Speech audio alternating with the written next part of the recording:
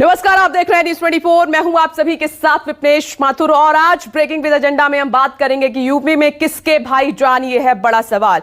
UP में विधानसभा चुनाव की उल्टी गिनती शुरू हो गई है और इसके साथ ही हर रोज सियासी हलचल नए करवट बदल रही है, ले रही है। हर पार्टी अपनी मजबूती सुनिश्चित करने के लिए एड़ी चोटी का जोर लगा रही है और सियासी दल समाज के हर वर्ग को अपने पाले में करने की कोशिश में जुटे हुए हैं। ऐसे में हर रोज नए जाति समीकरण का गणित बैठाया जा रहा है, बनाया जा रहा है। अब नया सियासी भूचाल यूपी में अपनी जमीन तलाशने आए असदुद्दीन ओवैसी के बयान से आ गया है। ओवैसी ने बिना नाम लिए अखिलेश यादव पर निशाना साधते हुए कहा कि इस बार सिर्फ MY समीकरण से बात नहीं बनने वाली है। उन्होंने पिछले चुनावों का हवाला देते हुए कहा कि इस बार अगर बीजेपी को रोकना है तो A to Z समीकरण के हिसाब से काम करना पड़ेगा उत्तर प्रदेश में। तो क्या यह माना जाए कि बीजेपी ने सभी विपक्षी दलों का समीकरण बिगाड़ दिया है? और वहीं दूसरी तरफ कांग्रेस की खोई जमीन दिलाने की कोशिश में महासचिव प्रियंका गांधी लगी हुई है लगातार। एक बार फिर से लखनऊ में है प्रियंका गांधी और जहां आज दोपहर 1 बजे प्रेस कॉन्फ्रेंस में वो बड़ा ऐलान कर सकती हैं। सूत्रों के हवाले से खबर यह मिल रही है कि पार्टी के टिकट बंटवारे में प्रियंका गांधी महिलाओं को 33% आरक्षण दे सकती हैं। उस प्रेस कॉन्फ्रेंस का इंतजार है, देखते हैं कि प्रियंका गांधी आज क्या बड़ा ऐलान करती हैं। तो यूपी की सियासी हलचल और ये 4 तस्वीरें आपके सामने। MY के भरोसे अखिलेश यादव, क्योंकि बिना नाम लिए असदुद्दीन ओवैसी का ये अखिलेश यादव पर निशाना है। शायद वो भी इशारा कर रहे हैं क्योंकि जब से उत्तर प्रदेश में आए हैं उन्होंने 100 सीटों पर चुनाव लड़ने का ऐलान तो कर दिया, लेकिन वो भी अपनी गोटियां कहीं ना कहीं सेट करने में असदुद्दीन ओवैसी लगे हुए हैं। कई छोटी पार्टी के नेताओं से उन्होंने बात की लेकिन बात बन नहीं पाई। अब इशारा अखिलेश यादव की तरफ है क्योंकि अखिलेश यादव भी उनको गंभीरता से नहीं ले रहे हैं। तो यहां पर इस तरीके का बयान असदुद्दीन ओवैसी ने जारी किया कि मात्र ये जो MY फैक्टर है इससे बीजेपी को हराना आसान नहीं होगा, इसीलिए A to Z समीकरण की वो बात कर रहे हैं कि नीति इस तरीके से अपनानी होगी। खैर, देखते हैं कि समाजवादी पार्टी का इस पर क्या रिएक्शन आता है। और इधर बीजेपी ने सभी का समीकरण बिगाड़ दिया है। योगी लगातार लगे हुए हैं, प्रियंका गांधी मिशन पर हैं। जरा सुन लीजिए MIM चीफ असदुद्दीन ओवैसी ने क्या कुछ कहा। हम पहले ये कह चुके हैं कि MY कॉम्बिनेशन से आप बीजेपी को नहीं हरा पाएंगे। आपको A to Z कॉम्बिनेशन तैयार करना पड़ेगा, तभी जाकर आप बीजेपी को टफ फाइट दे सकते हैं और तभी जाकर हम योगी को दोबारा उत्तर प्रदेश का मुख्यमंत्री बनने से रोक सकते हैं। अब ये इन लोगों पर है, मगर अगर ये समझेंगे कि 19% मुसलमान सिर्फ इनको वोट डालता रहेगा और वो हमारे वोटों पर, मुस्लिम वोटों पर राजनीति करेंगे तो ऐसा नहीं हो सकेगा। हालात बदल चुके हैं। और दूसरी अहम बात यह है कि पार्लियामेंट के चुनाव में सपा और बसपा मिलकर लड़े, उसके बावजूद भी आप बीजेपी को नहीं हरा पाए, सिर्फ 15 सीट पार्लियामेंट से जीत पाए। मेहमान भी हमारे साथ जुड़ेंगे, उनका परिचय आपसे कराऊं उससे पहले हमारे वरिष्ठ सहयोगी राजीव रंजन हमारे साथ मौजूद हैं, सीधे उनसे बात करते हैं। तो राजीव, जो असदुद्दीन ओवैसी ने स्टेटमेंट दिए इसके मायने आप क्या समझ रहे हैं? क्या वाकई में अखिलेश यादव की चिंता है क्या, या फिर वो अपनी चिंता कर रहे हैं, उनको कोई साथी नहीं मिल रहा उत्तर प्रदेश में?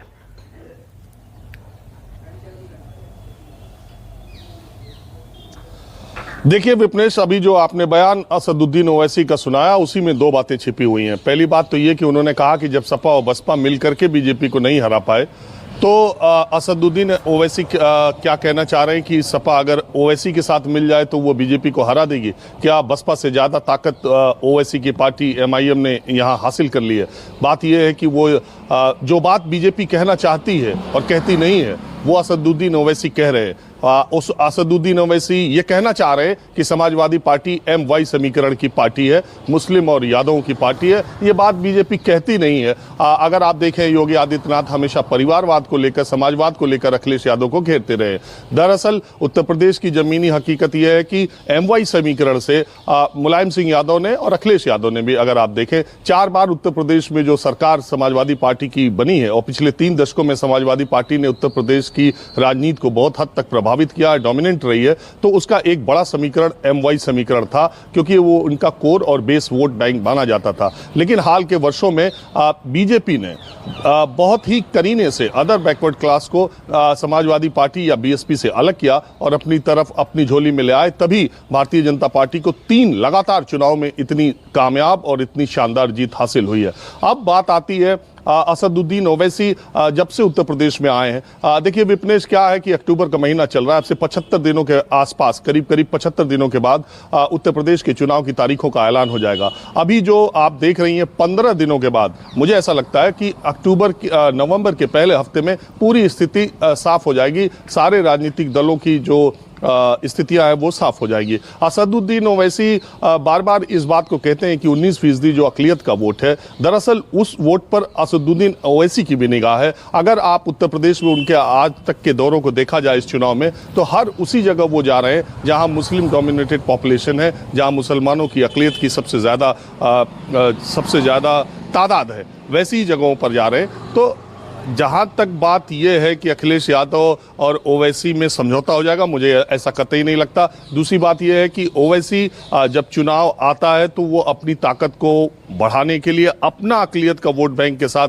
A to Z कॉम्बिनेशन की बात करते हैं, लेकिन दरअसल उत्तर प्रदेश में लड़ाई दो तरफा हो रही है। एक तरफ विपक्ष है, एक तरफ भारतीय जनता पार्टी मजबूती से जो लड़ रहा है वो बीजेपी से लड़ रहा है।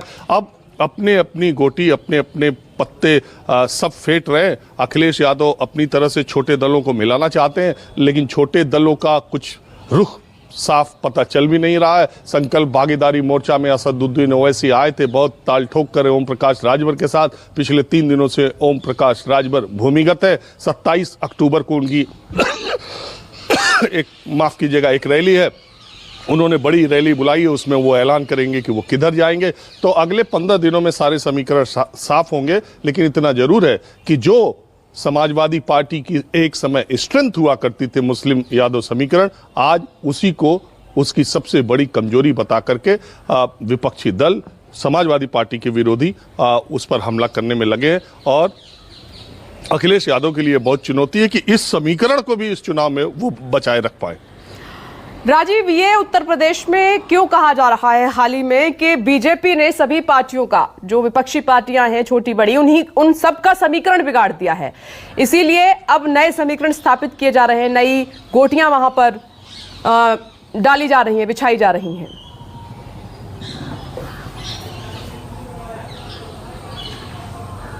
देखिए, दो तरीके हैं उत्तर प्रदेश की राजनीति के। दो तरीके से आप समझ सकते हैं। एक पश्चिमी उत्तर प्रदेश, एक पूर्वांचल।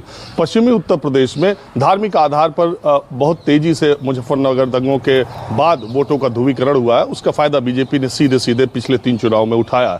पूर्वी उत्तर प्रदेश में जातिगत समीकरण के बगैर आप चुनाव जीत नहीं सकते। अदर बैकवर्ड क्लासेस की यहाँ पर बहुत ज्यादा तादाद है, और पिछले 20 वर्षों में अलग अलग जातियों के अलग अलग नेता खड़े हुए हैं, और अलग अलग जातियां जो है वो अलग अलग तरीके से लामबंद हुई है। अगर मैं उसको और सिंप्लीफाई करके कहूँ तो कुर्मी जाति के जो लोग हैं उनकी पार्टी अपना दल हुई, राजभर की पार्टी सुभाषपा हुई, इसी तरह से निषाद पार्टी आ गई। तो ये सब पार्टियां हैं, और पिछले चुनाव में इन सारी पार्टियों को भारतीय जनता पार्टी ने लामबंद कर लिया था, अपने साथ मिला लिया था, गठबंधन में रख लिया था।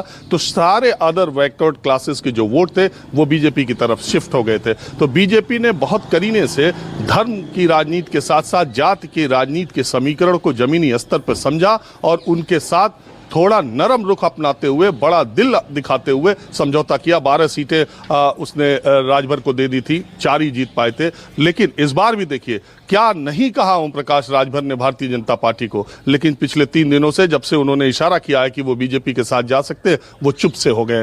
अपना दल उनके साथ है ही, निषाद पार्टी के साथ बीजेपी ने अपना गठबंधन कर ही लिया। तो पूर्वांचल में जातिगत समीकरण को बीजेपी साधती है, और पश्चिम में वहां की राजनीति के हिसाब से मुजफ्फरनगर दंगों के बाद जो ध्रुवीकरण हुआ उसको उस तरीके से लेती है। तो उसकी अलग अलग जगहों के लिए अलग अलग रणनीति है, और दूसरे लोग जातिगत समीकरण को साध करके समाजवादी पार्टी आरएलडी के साथ जाना चाहती है, उसे जाट वोट, मुस्लिम वोट और अपने वोट एक साथ करने के लिए पश्चिम में ये रणनीति अपनाती है। ये पहले भी अपनाई गई है, लेकिन मजेदार बात यह है कि 2022 का इलेक्शन उत्तर प्रदेश में अब तक हुए इलेक्शन से बिल्कुल अलग सा है। इसमें कई तरह के नए प्रयोग हो रहे हैं, और देखना ये क्योंकि प्रियंका गांधी को भी हल्के में लेना, और या प्रियंका गांधी को एक सिरे से खारिज कर देना जैसे पिछले 3 चुनाव में कांग्रेस हुई थी, अभी बहुत जल्दबाजी होगी। क्योंकि जमीन पर अगर आप देखें तो इस वक्त कांग्रेस पार्टी के लोग जमीन पर भी पहले 3-4 चुनाव एकदम मरणासन्न पार्टी थी, उसमें अब जान आ गई है। तो ये सारी चीजें ये कैसे होंगी, बीजेपी के खिलाफ ये सारे विपक्षी दल क्या टैसिट अंडरस्टैंडिंग से चुनाव लड़ेंगे या इनके चुनाव लड़ने से बीजेपी को और फायदा हो जाएगा, ये सब चीजें 15-20 दिन में क्लियर हो जाएंगी। राजीव, हम लौटते हैं आपके पास, मेहमान भी हमारे साथ जुड़ गए हैं। BJP spokesperson Rajesh Chaudhary ji जुड़ गए हैं इस वक्त हमारे साथ, कांग्रेस स्पोक्स पर्सन संजीव सिंह जी भी हमारे साथ मौजूद हैं और Samajwadi party spokesperson doctor Ashutosh Verma हमारे साथ मौजूद हैं। और डॉक्टर आशुतोष वर्मा, आपसे शुरुआत करती हूं आज चर्चा की। असदुद्दीन ओवैसी का स्टेटमेंट तो आपने सुना होगा, MY फैक्टर से बात नहीं बनेगी, बीजेपी का मुकाबला आप नहीं कर पाएंगे अगर आप ये सोच रहे हैं, हरा नहीं पाएंगे, A to Z आपको समीकरण बैठाने होंगे, इस तरीके की नीति बनानी होगी आपको, उनकी सलाह है आपके लिए। देखिए विपनेश जी, पहले तो ये समझना चाहिए कि MY फैक्टर की जिसकी बात समाजवादी पार्टी करती है वो नई समाजवादी पार्टी है। वो कहती है कि M 50% है जिसका नाम महिला है और Y 30% है जिसका नाम यूथ। अगर किसी के पास ये 80% वोट है तो हमें लगता है जीत सुनिश्चित है।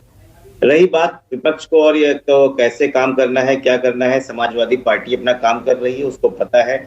अभी कल ही जो विधानसभा उपाध्यक्ष का जो चुनाव हुआ है उत्तर प्रदेश सदन में, उसमें आपने देखा कि समाजवादी पार्टी के पास कुल 49 वोट थे, जिसमें से एक इनवैलिड होने के बाद 2 वोट हमारे अगेंस्ट रहे थे। हम जानते हैं शिवपाल जी का और नितिन अग्रवाल के खुद समाजवादी पार्टी के थे। तो 46 वोट पड़ने के बावजूद समाजवादी पार्टी को 60 वोट मिले हैं। अब भारतीय जनता पार्टी ये सोचे कि वो 14 वोट कहां से आए हैं, क्योंकि ये उनके लिए खलबली की बात है जो परेशान कर रही है। ये गुप्त मतदान होता है, इसमें विप नहीं चलता है। तो समाजवादी पार्टी भारतीय जनता पार्टी को हराने के लिए हर तरीके से सक्षम है। जब सिटिंग 14 विधायक उनके हमारे साथ में खड़े हैं, तो ये सोचना सत्ताधारी दलों को है जिनके ऊपर ये चुनाव 2 महीने बाद होने जा रहा है। तो मुझे नहीं लगता है कि कोई आगे अलग कॉम्बिनेशन हमको सोचना है। हमको जो सोचना है वो जनता के साथ सोचना है, और अखिलेश यादव जी में ये सक्षम है कि वो जनता के साथ खड़े हो चुके हैं। पिछले पंचायत चुनाव में भी उन्होंने दिखाया कि हम क्या कर सकते हैं, और आगे भी हम दिखा रहे हैं। रही बात ओवैसी जी की, वो उनका सोचना है, वो भारतीय जनता पार्टी से लड़ रहे हैं या भारतीय जनता पार्टी के लिए लड़ रहे हैं, ये उनको सोचना है। और ये उत्तर प्रदेश की 22 करोड़ की जनता खुद तय करेगी। अभी तो वो आपके भले के बारे में सोच रहे हैं। मैं ये कह रही हूं कि अगर और छोटी पार्टियों से आप संपर्क करना चाहते हैं तो असदुद्दीन ओवैसी से क्यों नहीं समाजवादी पार्टी कर रही है? वो मुस्लिम लीडर के तौर पर खुद को स्थापित कर रहे हैं, तो आपका ही भला होगा इसमें। नहीं विपनेश जी, उसमें दो चीजें हैं। देखिए, क्या गठबंधन करना है कि नहीं करना है ये राष्ट्रीय नेतृत्व सोचेगा, लेकिन पिछले 2 चुनाव में बंगाल और बिहार में जनता को एक नया संदेश भी दिया है कि असदुद्दीन ओवैसी और इनकी पार्टी किस तरीके काम कर रही है। तो मुझे लगता है कि उत्तर प्रदेश की जनता वैसे भी राजनीतिक तौर से बहुत परिपक्व है और वो जानती है कि इसको किसको चुनना है और भारतीय जनता पार्टी को हटाने के लिए किसके साथ खड़े होना है। चलिए मैं आती हूँ राजेश जी, अब सीधे मैं आपका रुख करना चाह रही हूँ।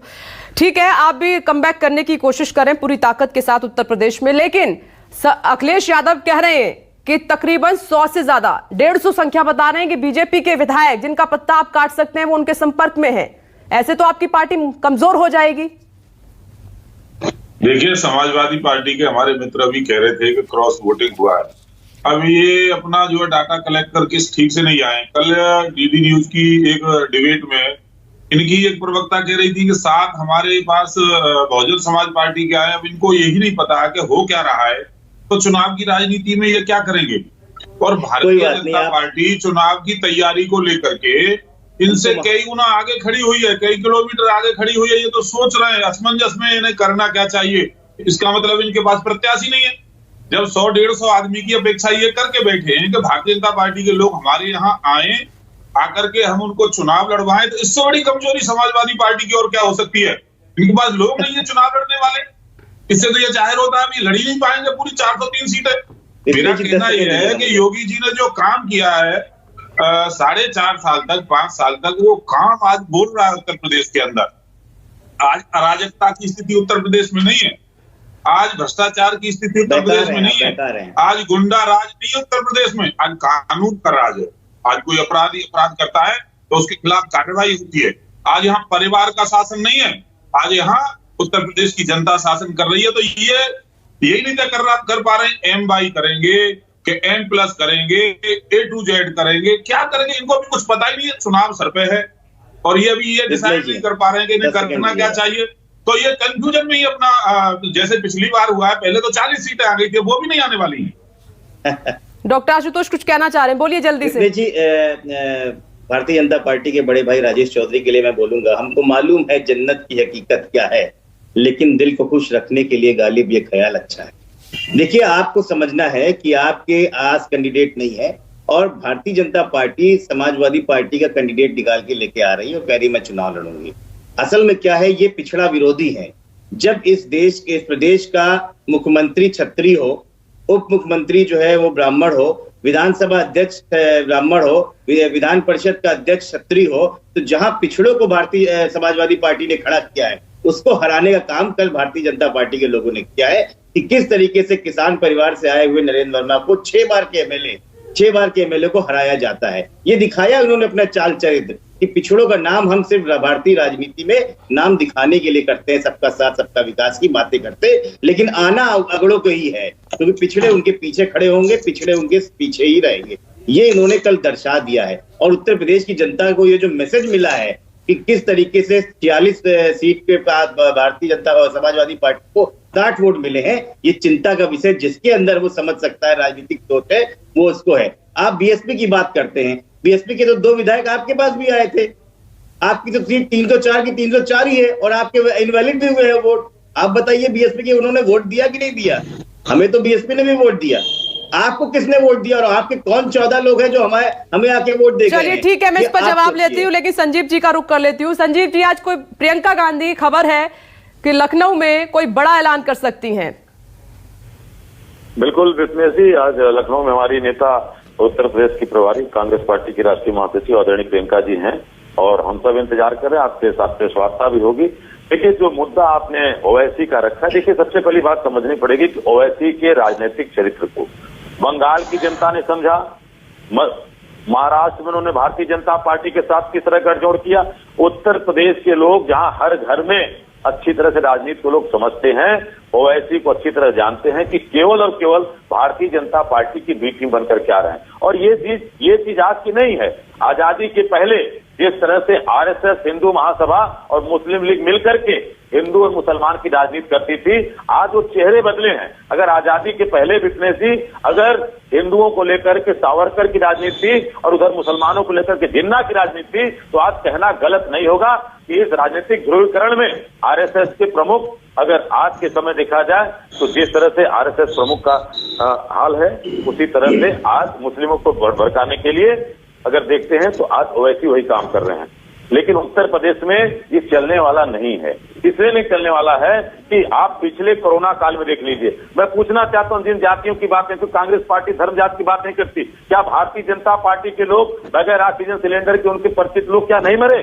क्या लोग बगैर बेड के नहीं मरे? अरे उत्तर प्रदेश में तो इनके कैबिनेट मिनिस्टर आते हैं, वीके सिंह जी ने, उन्होंने ट्वीट किया कि हमारे भाई के लिए बेड दिला दीजिए। तो ये स्थिति थी। तो आज जो स्थितियां उत्तर प्रदेश की हैं, उसमें मैं कहना कतई गलत नहीं समझता कि मोहन भागवत और ओवैसी सावरकर और जिन्ना के नए रूप में है और उत्तर प्रदेश की जनता इनकी राजनीति को विफल करेगी। जहां तक आपने MY फैक्टर की बात किया, अगर M से बात करें तो आज महिलाओं को लेकर के चर्चा करिए। इस उत्तर प्रदेश में 60,000 से ज्यादा महिलाओं के शोषण की प्रतिवर्ष चर्चा हो रही है। हर दिन 22 बच्चियों का बलात्कार और यौन शोषण हो रहा है। ये M है। इसको आप कहां लेकर जाएंगी? क्योंकि इस M फैक्टर को अगर देखा जाए तो भारतीय जनता पार्टी के घर की भी महिलाएं हैं जो आज उत्तर प्रदेश में किस तरह से असुरक्षित समझती हैं। और इसको लेकर के ज्यादा नहीं कहना चाहता हूं।